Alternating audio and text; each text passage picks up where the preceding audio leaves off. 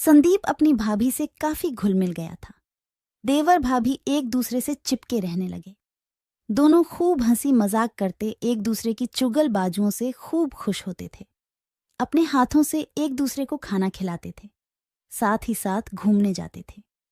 कभी पार्क में समय बिताते तो कभी सिनेमा देखने चले जाते थे। एक दूसरे का साथ उन्हें अपार सुख से भर देता था। दोनों की नजदीकियां बढ़ने लगीं। देवर के प्यार से भाभी को बेहद खुशी मिलती थी। हंसी खिलखिलाती भाभी को संदीप अपनी बाहों में भरकर चूम लेता था तो कभी गोद में उठा लेता था। तभी भाभी के सीने पर सिर रखकर कहता, इस दिल में अपने लिए जगह ढूंढ रहा हूं। मिलेगा क्या तभी भाभी, चलो देवाजी फिल्म देखने चलते हैं। वन दिन संदीप बोला, चलो भाभी, सिनेमा में नई फिल्म लगी है। संजीव बहुत खुश होकर बोला और कपड़े बदलने के लिए कमरे में चला गया। उसकी भाभी कपड़े बदलने के बाद आईने के सामने खड़ी होकर बाल संवारने लगे। अपना चेहरा देखकर वह खुशी शर्मा गई।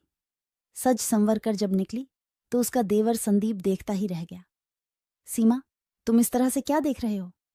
सीमा ईंट लाते हुए हंसकर बोली। तब अचानक से संदीप ने अपनी भाभी को बाहों में भर लिया और भाभी की गर्दन चूम कर बोला, भाभी, आज आप बहुत खूबसूरत लग रही हो। तभी सीमा बोली, काश हमारे बीच ये रिश्ता होता तो कितना अच्छा होता। तभी देवर जी बोले, अच्छा अगर होता तो तुम क्या करती? सीमा शरारत से बोली, मैं तुरंत शादी कर लेती और रोज सुहागरात बनाती। संदीप ने मुस्कुराकर कहा, सच्ची? इस पर सीमा शर्मा गई, लेकिन उसके होठों पर मादक मुस्कान बिखर गई। देवर का प्यार जताना उसे बहुत अच्छा लगा था। खैर, वे दोनों मूवी देखने चले गए। फिल्म देखकर जब वे बाहर निकले तो अंधेरा हो चुका था। फिर अपने ही धुन में बातें करते हुए घर लौट पड़े, पर उन्हें क्या पता था कि दो बदमाश उनका पीछा कर रहे थे। घर से कुछ ही दूरी पर रास्ता सुनसान कुछ बदमाशों ने उन्हें घेर लिया और जबरदस्ती करने लगे। यह देखकर संदीप डर के मारे कांपने लगा।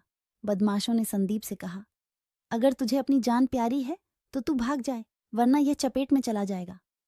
एक बदमाश दाग पिसता हुआ संदीप के आगे गिराया। संदीप ने कहा, मुझे मत मारो, मैं मरना नहीं चाहता। संदीप घर आने लगा तो बस आंसू ने उन्हें छोड़ दिया। तभी सीमा बोली, मुझे छोड़कर मत जाओ, मुझे बचा लो।